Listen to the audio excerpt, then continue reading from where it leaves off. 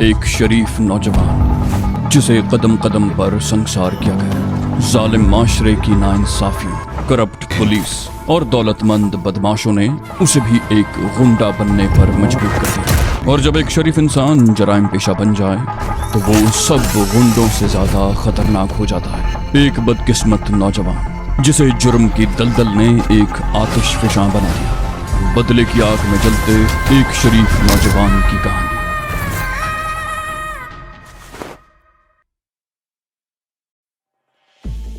समीना अपने अगवाकारों के दरमियान फंसी बैठी हुई थी। खौफ की शिद्दत से उसकी हालत बुरी हो रही थी। उसका दिल इस तरह धड़क रहा था जैसे पसलियां तोड़कर बाहर निकल आएगा। वो अपने आप में बिल्कुल सिमटी हुई थी। दोनों ने उसे दोनों तरफ से दबा रखा था। उन दोनों के चेहरे बड़े खौफनाक थे। उनके खतरनाक होने का अंदाजा इस बात से लगाया जा सकता था कि उन्होंने सड़क पर उनका रक्षा रोककर उन्हें अगवा करने की कोशिश की थी। उन्होंने पिस्तौल इस्तेमाल करने में भी किसी झिझक का मुजाहिरा नहीं किया था।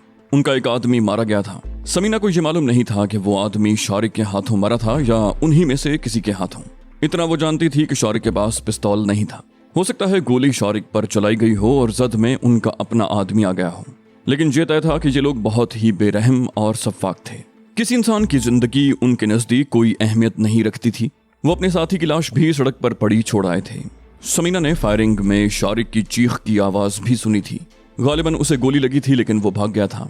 समीना को इस बात पर बड़ी हैरत हुई थी कि उसे मोहब्बत और तहफ़्फ़ुज़ फराहम करने के दावे करने वाला उसकी परवाह किए बगैर निकल भागा था। उसे यह भी एहसास नहीं रहा था कि समीना को कातिलों के रहम करम पर छोड़कर जा रहा है। वो बड़ी बहादुरी के दावे करता था लेकिन मौका पड़ते ही बुज़दिलों की तरह भाग निकला। कार अब रेलवे लाइन के ओवरहेड ब्रिज के नीचे से घूमकर नहर वाली सड़क पर आ गई थी। नहर के दोनों किनारों पर पुख्ता सड़कें थीं। नहर की ढलान से कदरे हटकर रिहायशी कोठियां थीं। नहर के दोनों किनारों पर ऊंचे सायादार दरख्त थे। नहर पर कहीं कहीं पुल भी थे। तकरीबन 1 मील का फासला तय करने के बाद कार की रफ्तार कम हो गई और फिर एक पुल उबूर करके नहर के दूसरी तरफ आकर वापस जाने वाले रास्ते पर मुड़ गई। कार इस मर्तबा नहर की पटड़ी वाली सड़क पर नहीं मुड़ी थी बल्कि ढलान में उतरकर आलीशान कोठियों के सामने सर्विस रोड पर आ गई थी। कार की रफ्तार हल्की थी। समीना को अंदाजा नहीं था कि ये लोग कौन हैं। शारिक के 20 दुश्मन थे। ये लोग कोई भी हो सकते थे, लेकिन शारिक तो उनके हाथ नहीं आया था। अलबत्ता ये उनके हत्थे चढ़ गई थी। वो लोग इसे कहां ले जा रहे थे और न जाने उसके साथ क्या सुलूक किया जाएगा। और अगर उन्हें पता चल गया कि वो मर्द नहीं औरत है तो वो उसका क्या हशर करेंगे। ये सोचकर वो कांप उठी। कार की रफ्तार मजीद कम हो गई और फिर चंद गज का फासला तय करने के बाद वो एक कोठी के गेट की तरफ मुड़ गई। बाहर से ही अंदाजा लगाया जा सकता था कि कोठी बड़ी शानदार थी। ड्राइवर ने गेट के सामने कार रोकते हुए 2 मरतबा हॉर्न बजाया। गेट फौरन ही खुल गया और ड्राइवर कार को अंदर लेता चला गया। वसी और लॉन था। कार पुख्ता रविश पर शानदार पोर्च से होती हुई दूसरे गेट की तरफ चली गई। लॉन के वस्त में छोटा सा हौज था जिसमें फवारा लगा हुआ था। फवारा उस वक्त बंद था, अलबत्ता रंगीन पोल्स पर फैंसी शेड वाली बत्तियां जल रही थीं। पोर्च की छत पर भी 3 मरकरी ट्यूब लाइट्स रोशन थीं। बरामदे की कुशादा सीढ़ियां और पूरा फर्श संगमरमर की सिलों का था। कार पोर्च में रुकते ही समीना के बाएं तरफ बैठा हुआ आदमी दरवाजा खोलकर नीचे उतर गया। उसके एक हाथ में पिस्तौल था। वो दरवाजे से हटकर खड़ा हो गया और झुककर समीना की तरफ देखते हुए बोला, थल्ले उतर ओए नवाब दिया पुत्रा। समीना की दूसरी तरफ बैठे हुए आदमी ने उसे धक्का दिया और समीना नीचे उतर आई। खौफ की शिद्दत से उसकी टांगें हौले हौले कांप रही थी और उसके लिए खड़ा रहना मुश्किल हो रहा था।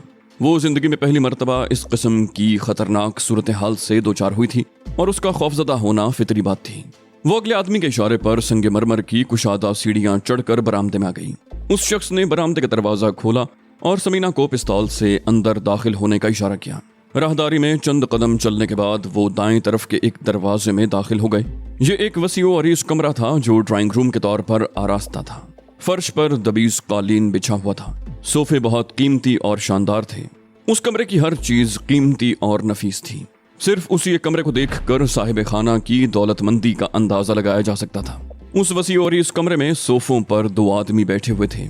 उनमें एक कदरे भारी भरकम और दरमियाने कद का था जो पेंट शर्ट में था। दूसरा लंबे कद का लहीम शहीम आदमी था।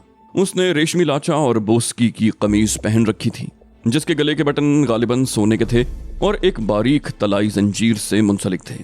दोनों हाथों की उंगलियों में सोने की 2-2 अंगूठियां नजर आ रही थीं। पैरों में तिल्ले वाली सलीम शाही थी। उसने दुपट्टे की तरह का एक सफेद कपड़ा इस तरह गले में डाल रखा था कि उसके दोनों पल्लू सामने को लटके हुए थे।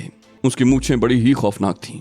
समीना के साथ आने वाला एक आदमी बाहर ही रुक गया था, जबकि दूसरे आदमी ने कमरे में दाखिल होने के बाद भी समीना पर पिस्तौल तान रखा था। लाचे वाले ने समीना के साथ आने वाले से पूछा, ये कौन है वो अक्कू, और वो कहाँ है शारिक बाऊ? अक्कू ने जवाब दिया, हमने बड़ी मुश्किल से शारिक को तलाश किया था, ये भी उसके साथ था। चंद रोज से इसे शारिक बाऊ के साथ देखा जा रहा है। ये दोनों 10 बजे के करीब गुलबर्ग में कबाबीश में गए थे। वहां से निकलने के थोड़ी ही देर के बाद हमने इन्हें घेर लिया। लाचे वाले के लहजे में सख्ती आ गई। बोला, पर वो है कहाँ? अक्कू ने डरे डरे से लहजे में जवाब दिया, वो भाग गया उस्ताद, वो गोली लगने से जख्मी हो गया था।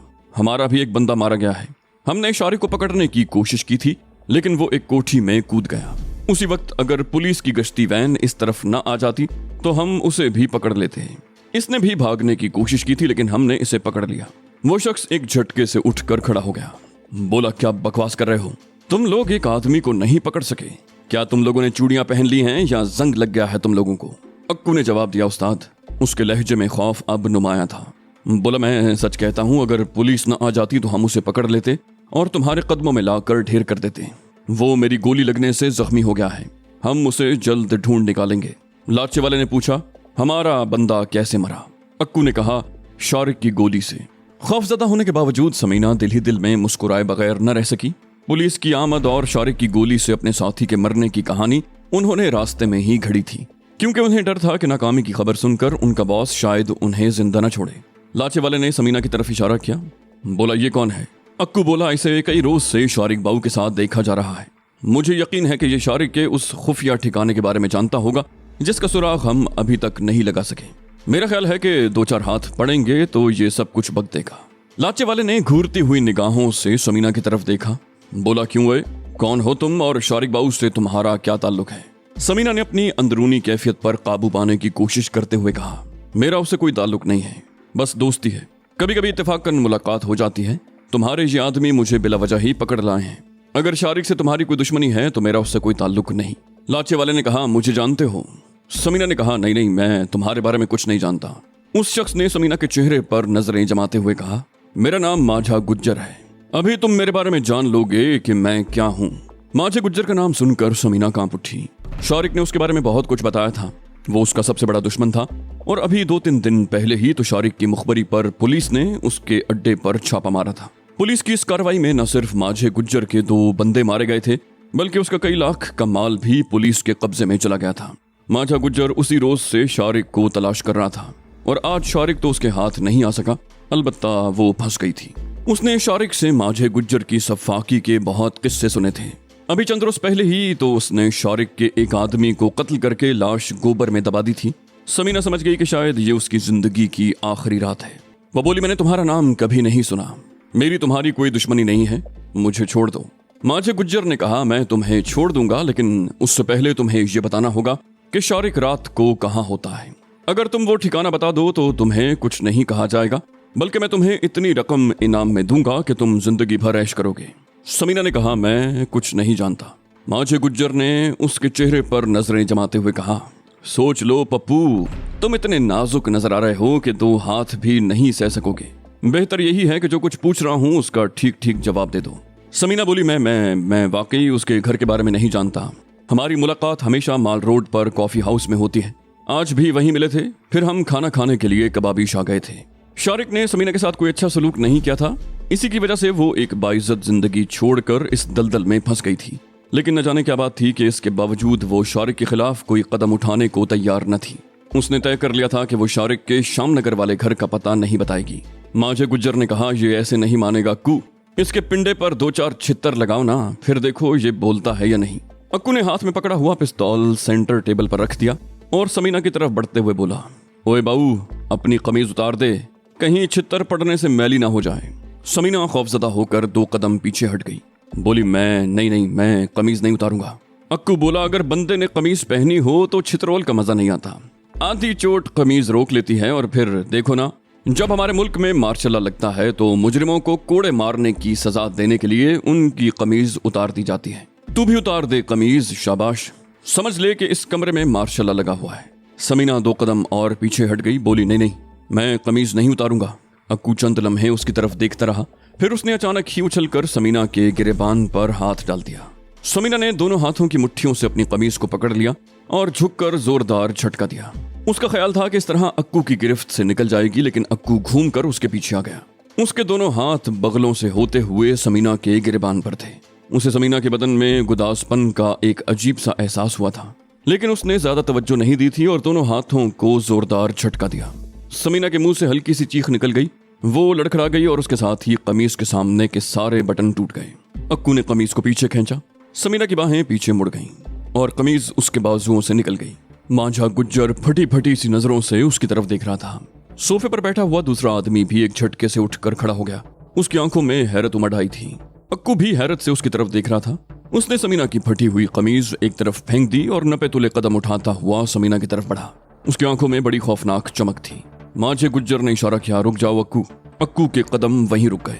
मांझा बोला, अब तो बात ही दूसरी हो गई है। तुम जाओ, मैं इससे शारिक के बारे में पूछ लूंगा।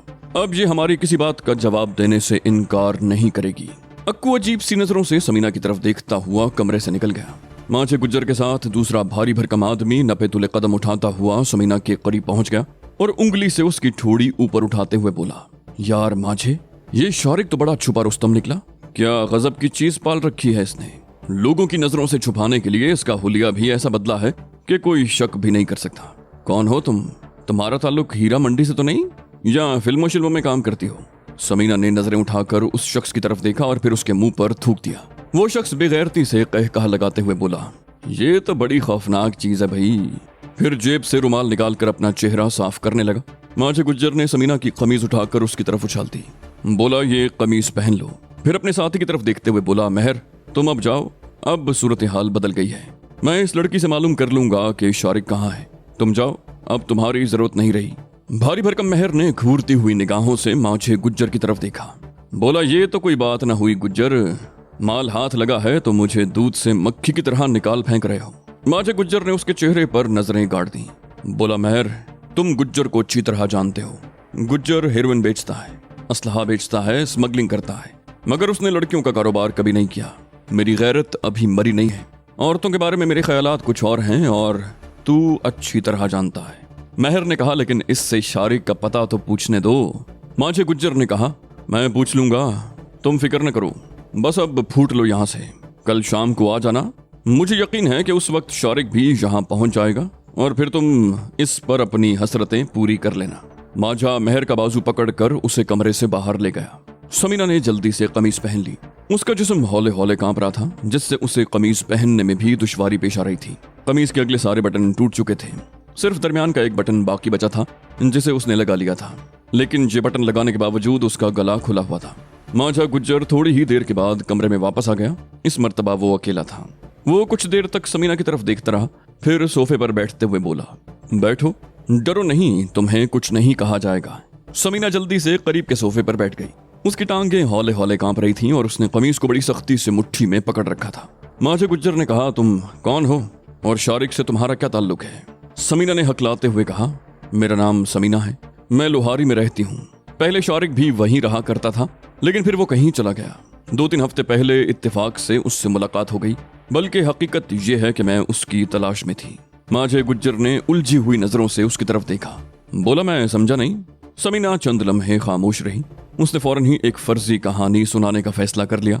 शारिक ने उसे अपनी जिंदगी की पूरी कहानी सुना रखी थी। उसे यह भी मालूम था कि उसकी जिंदगी का बेशतर हिस्सा लोहारी में ही गुजरा था। सलमान एडवोकेट का किस्सा तो वो जानती थी।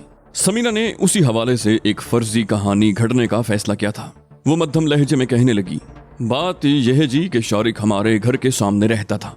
मेरे वालिद सलमान एडवोकेट थे। मेरे वालिद और शारिक के बाप के दरमियान मकान का कोई झगड़ा था। अदालत में मुकदमा चल रहा था। शारिक का बाप मुकदमा जीत गया।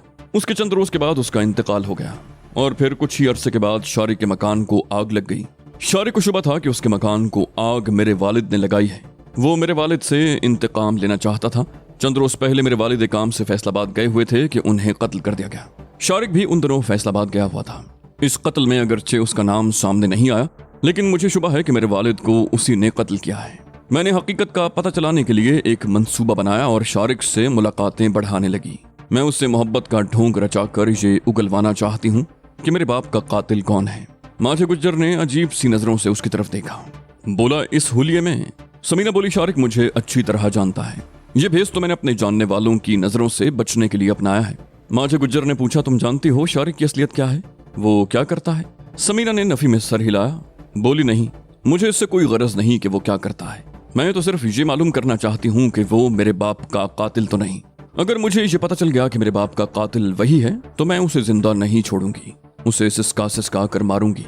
माजा बोला, क्या वो जानता है कि? समीना ने उसकी बात काट दी। बोली, हाँ, वो अच्छी तरह जानता है कि मैं सलमान एडवोकेट की बेटी हूँ। वो बेवकूफ समझता है कि मैं सब कुछ भूल गई हूँ और वाकई उससे मोहब्बत करने लगी हूँ। वो भी मुझसे मोहब्बत करने लगा है। माजे गुज्जर ने उसके चेहरे पर नजरें जमा दी। बोला, सच कह रही हो? समीना ने कहा, मुझे झूठ बोलने की क्या जरूरत? मैं तुम्हें अपने घर का पता बता देती हूँ, तुम चाहो तो वहां से मेरे बारे में तस्दीक कर सकते हो।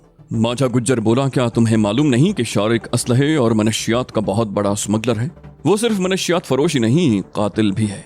वो कई बेगुनाहों को मौत के घाट उतार चुका है। मुझे यकीन है कि तुम्हारे बाप को भी उसी ने कत्ल किया होगा। समीना बोली, जब तक कोई सबूत नहीं मिल जाता मैं उसके खिलाफ कोई कदम नहीं उठा सकती। लेकिन तुम्हारी उससे क्या दुश्मनी है? तुम्हारे आदमी उसे अगवा क्यों करना चाहते थे? माजे गुज्जर ने कहा, वो मेरा दुश्मन नंबर 1 है। वो अब तक न सिर्फ मेरे कई आदमियों को कत्ल कर चुका है बल्कि उसकी वजह से मुझे करोड़ों रुपए का नुकसान भी उठाना पड़ा है। समीना ने कहा, लेकिन इसमें मेरा क्या कसूर है? मुझे क्यों पकड़ा है? माजे गुज्जर ने कहा, तुम्हारी सूरत में शतरंज का एक मोहरा मेरे हाथ आ गया है। इत्मीनान रखो, तुम्हें कोई नुकसान नहीं पहुंचेगा। मैं तुम्हारे जरिए शारिक बाऊ को अपनी गिरफ्त में लेना चाहता हूँ। मैं उसे पैगाम भेजूंगा कि तुम मेरे कब्जे में हो और अगर उसे वाकई तुमसे मोहब्बत है तो वो जरूर आएगा, और अगर नहीं आया तो समझ लेना कि वो तुम्हारे साथ भी धोखा कर रहा है। समीना ने पूछा, और फिर मेरा क्या होगा? माजे गुज्जर ने कहा, तुम्हें कल रात तक तो हर सूरत में यहीं रहना है और उसके बाद जो कुछ भी होगा उसका फैसला कल रात ही किया जाएगा। समीना हकलाई, बोली, क्या मतलब? क्या तुम मुझे अपना कैदी बनाकर रखोगे? माजे गुज्जर ने कहा, सिर्फ कल रात तक के लिए मेरे साथ आओ। वो उसे दूसरे कमरे में ले आया। बोला, रात तुम इस कमरे में गुजारोगी? अपने इत्मीनान के लिए चाहो तो दरवाजा अंदर से बंद कर लो। माजा गुज्जर उसे कमरे में छोड़कर चला गया। समीना कुछ देर बेहिस्सो हरकत खड़ी रही, फिर उसने दरवाजा बंद कर लिया और इधर उधर देखने लगी। बहुत शानदार बेडरूम था, बहुत ही आरामदेह बेड बिछा हुआ था और दीगर साजो सामान भी कीमती था। उस कमरे की अकबी सम्त में 2 खिड़कियां थीं। खिड़कियां काफी कुशादा थीं, जिनके सामने नीले रंग के दबीज रेशमी पर्दे पड़े हुए थे। समीना चंद लम्हे अपनी जगह पर खड़ी रही, फिर उसने आगे बढ़कर एक खिड़की का पर्दा जरा सा हटा दिया। उसका ख्याल था कि खिड़कियों में आहनी सलाखों वाली ग्रिल लगी होगी, लेकिन उसका ख्याल गलत निकला। कोई सलाखें नहीं थी। उसने एक पट खोल दिया और बाहर झांकने लगी। अकबी सम्त में भी लॉन था, लेकिन उस तरफ तारीकी थी।